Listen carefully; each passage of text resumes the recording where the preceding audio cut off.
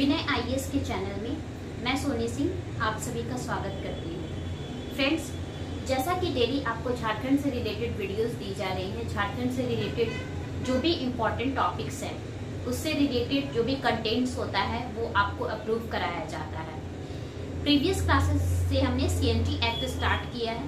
Previous classes में CNT act part 1 दिया गया था। ये जो भी वीडियोस है इससे रिलेटेड जो भी तथ्य हैं ये आपके जेपीएससी, जेएसएससी, सीजीएल इन सभी के लिए काफी इम्पोर्टेंट है। तो आप इस वीडियो को लास्ट तक जरूर देखें। इसमें जो भी चीजें बताई जाती है वो स्पेशली जो है आपके एग्जाम के पर्पज से काफी इम्पोर्टेंट है। और जैसा कि स्टूडेंट सीएनटी एक्ट जो है इसको लेकर काफी चिंतित रहते हैं कि इतना वास्ट है चैप्टर, ये सारी चीजें क्लियर कैसी होगी। तो मैं हर एक सीएनटी एक्ट में जो भी इम्पोर्टेंट पार्ट्स हैं उन सभी को पार्ट वाइज में क्लियर करूंगी। पार्ट 1 मैंने प्रीवियस वीडियो में दिया था। आज जो है वो है हमारा पार्ट 2, सीएनटी एक्ट पार्ट 2। इससे रिलेटेड जो क्वेश्चंस है, जब हमारा सारा सीएनटी पार्ट्स, सारे वीडियोस कंप्लीट हो जाएंगे सीएनटी पार्ट्स के, तब इससे रिलेटेड क्वेश्चंस जो है वो लास्ट में डिस्कस किया जाएगा और उस लास्ट में उसका आंसर भी आपको बताया जाएगा। तो चलिए, हम सबसे पहले ये जानना जरूरी है कि इस टॉपिक से कितने प्रश्न पूछे जाते हैं। तो इस सीएनटी एक्ट से टोटल जो हमें प्रश्न पूछे जाते हैं वो पूछे जाते हैं टोटल हमारे 5 क्वेश्चंस जो है ये इससे पूछे जाते हैं। 5 क्वेश्चंस हमारे सिर्फ सीएनटी एक्ट से पूछे जाते हैं। 5 क्वेश्चंस तो काफी इंपॉर्टेंट है। इसके लिए हमें प्रिपरेशन भी काफी अच्छे तरीके से करना होगा ताकि ये 5 क्वेश्चंस हम कवर अप कर पाए। तो स्टार्ट करते हैं। पहले ये जानते हैं कि ये जो सीएनटी एक्ट है ये कब बना, ये रेडी कब हुआ। तो इसमें इंपॉर्टेंट क्वेश्चंस के तौर पे आपसे सबसे पहले यही पूछा जा सकता है कि सीएनटी जो एक्ट है वो कब तैयार हुआ। हमारा जो सीएनटी एक्ट है, छोटा नागपुर काश्तकारी अधिनियम, ये पूरी तरह से जब लागू हुआ है ये हुआ है 1908 में, गवर्नर जनरल के द्वारा लागू किया गया।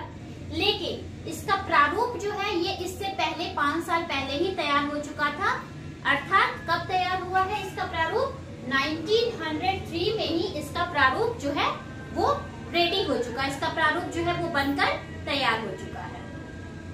इसको लागू कब किया गया? ये पूरी तरीके से बनकर तैयार हुआ है आपका 11 नवंबर 1908 को। 11 नवंबर 1908 को ये पूरी तरह बनकर तैयार हो गया और लागू भी हो गया। ब्लूप्रिंट इसका किसने तैयार किया? ये भी इम्पोर्टेंट क्वेश्चन के रूप में आता है। तो इसका जो ब्लूप्रिंट है वो रेडी किया है आपका जेएच हॉफमैन ने। इसका ब्लूप्रिंट किसने रेडी किया है? जेएच हॉफमैन ने। अब ये चीजें इम्पोर्टेंट आती है कि इसके अंतर्गत क्या क्या इम्पोर्टेंट फैक्ट्स है। इसमें बहुत सारे अध्याय हैं। तो कितनी अध्याय हैं हमारे सीएनटी एक्ट में? टोटल अध्याय कितनी है? टोटल जो है 19 अध्याय है।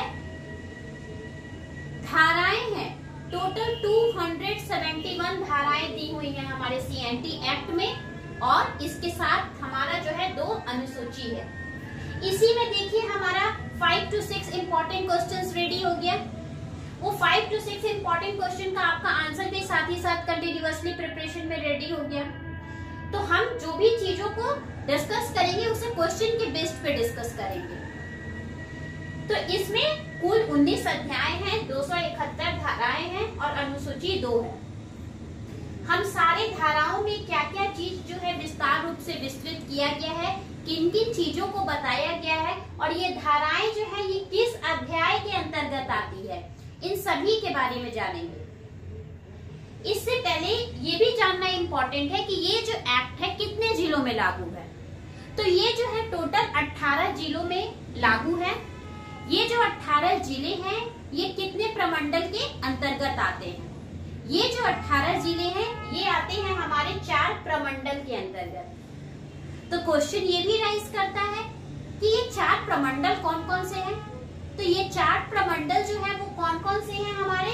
कोल्हान, पलामू, उत्तरी छोटा नागपुर और दक्षिणी छोटा नागपुर। ये हम कौन से हो गए? ये 4 प्रमंडल हो गए। जिस 4 प्रमंडल के अंतर्गत ये 18 जिले आते हैं। तो अब ये इम्पोर्टेंट क्वेश्चन नेक्स्ट हमारा क्या हुआ? कि ये 18 जिले कौन कौन से हैं। ये भी हमारे लिए जानना काफी महत्वपूर्ण है कि वो 18 जिले कौन कौन से हैं जहां पर हमारा छोटा नागपुर काश्तकारी जो अधिनियम है वो लागू किया गया। तो वो 18 जिले में आता है हमारा पश्चिमी सिंहभूम, पूर्वी सिंहभूम, सरायकेला, खरसावा, खूंटी, लोहरदगा, हजारीबाग, रांची, सिमडेगा, गुमला, लातेहार, चतरा, गढ़वा, बोकारो, गिरिडीह, धनबाद, ये सारे जो हैं ये 18 जिले हैं। 18 जिलों के नाम हैं जो उसमें छोटा नागपुर काश्तकारी अधिनियम जो है वो लागू किया गया है। इस अधिनियम को लागू करने से पूर्व कई कानून बने। अब ये नियम लागू करने के पीछे क्या निचोड़ था, क्या प्रारूप था, क्या उद्देश्य था, ये सारी चीजें हम जानते हैं। 1908 से पूर्व कई कानून बने। अब जो ये कानून है ये किस बेस पे बने? कई सारे जो विद्रोह हुए, वो जो विद्रोह थे ये किससे संबंधित थे? चुआर विद्रोह, संथाल विद्रोह, कोल विद्रोह, तमाड़ विद्रोह, संथाल विद्रोह, ये सारे जो विद्रोह हुए, ये सारे विद्रोह किससे जुड़े हुए थे? भूमि असंतोष से जुड़े हुए थे, भूमि से रिलेटेड थे।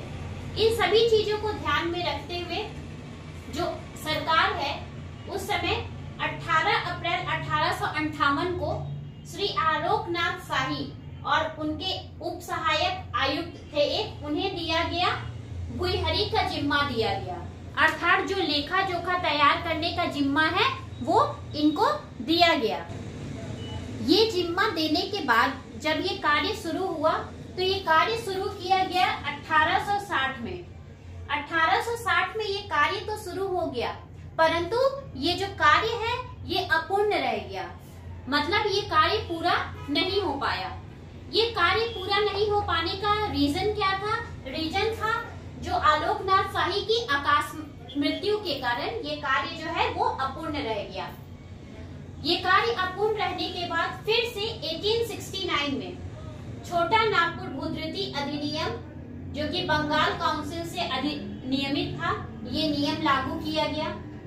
लेकिन ये जो कानून था ये कानून असंतोषप्रद था। अब ये कानून असंतोषप्रद क्यों था? क्योंकि ये जो है ये कानून सभी जमीनों पर लागू नहीं था। आदिवासियों की अज्ञानता के कारण इस कानून का पूरी तरीके से उपयोग नहीं हो पा रहा था। लोग पूरी तरीके से इस चीज को समझ नहीं पा रहे थे कि किस तरीके से इसके दिशा निर्देशों का पालन करना है। इस वजह से जो है ये कानून असंतोषप्रद साबित हुआ। इन सभी को लेकर अंग्रेजों के द्वारा 3 कानून बनाए गए। ये 3 कानून काफी इम्पोर्टेंट है। अब वो 3 कानून कौन कौन से हैं? सबसे पहला है हमारा छोटा Nagpur income bird state act 1876, छोटा नागपुर लैंडलॉर्ड एक्ट 1879, छोटा नागपुर लैंड टेन्योर एक्ट 1896। ये जो 3 कानून है ये अंग्रेजों के द्वारा बनाए गए, जो काफी इम्पोर्टेंट था। तो अब जो है हम जानेंगे कि ये अध्याय कौन कौन सी हैं और इन अध्यायों में कितनी धाराएं हैं और इन धाराओं में कौन कौन सी बातें जो हैं वो इंगित की गई हैं, कौन कौन सी धाराओं को अंकित किया गया है। तो जो पहला अध्याय है इसमें 3 धाराएं हैं, धारा 1, धारा 2 और धारा 3। जो पहली धारा है उसमें संक्षिप्त नाम का विवरण है। धारा 2 में निरसन के बारे में सारी जानकारी दी गई है। धारा 3 में सारी जो परिभाषाएं हैं भूमि संबंधी, इन सभी चीजों का वर्णन किया गया है। अध्याय 2 में धारा 4, 5, 6, 7 और 8 का वर्णन जो है विस्तृत रूप से किया गया है। अब जो धारा 4 है इसमें क्या क्या चीजें आती है, इसमें किन किन चीजों का वर्णन किया गया है? धारा 4 में काश्तकारों का वर्ग रैयत, अधिभोगी रैयत, अनाधिभोगी रैयत तथा दर रैयत जो है, इन सभी के बारे में विस्तृत रूप से जानकारी दी गई है। धारा 5 में भूधारक का जो अर्थ है उसको समझाया गया है। धारा 6 में रैयतों के अर्थ पर विशेष जोर दिया गया है कि क्या अर्थ होता है। धारा 7 में खूट कटी अधिकार युक्त राशि जो है इसके बारे में जो इम्पोर्टेंट फैक्ट्स है वो बताई गई है। धारा 8 में मुंडारी खूट कटीदार का अर्थ बताया गया है। तो इसी तरीके से जो है टोटल 271 धाराएं हैं और उन 271 जो धाराएं हैं उन धाराओं में हर एक धाराओं में अलग अलग बातों पर विशेष रूप से जोर दिया गया है। और ये जो पूरी धाराएं हैं वो कितनी अध्याय में बटी हुई है, ये पूरी धाराएं जो है वो बटी हुई है 19 अध्याय में। 19 अध्यायों में इस पूरे 271 जो धारा है उन 271 धाराओं का विवरण दिया गया है। तो इस तरीके से ये जो छोटा नागपुर काश्तकारी अधिनियम है ये 1908 में गवर्नर जनरल की मंजूरी के बाद से लागू हो गया। और ये लागू कब हुआ, जब इन सभी कार्य, ये जो सारे कार्य हैं, इन सभी ये जो रूल्स बने और ये रूल्स फॉलो अप नहीं हो पा रहे थे, जो कानून था संतोषजनक साबित हो गया, तब जाकर ये जो अधिनियम है ये लागू हुआ और फॉलो अप होने लगा। फ्रेंड्स, नेक्स्ट वीडियो में जो है हम इसको आगे कंटिन्यू करेंगे कि जो धारा 9 से और अध्याय 3 जो इम्पोर्टेंट है उसके बारे में बताएंगे। Thank you.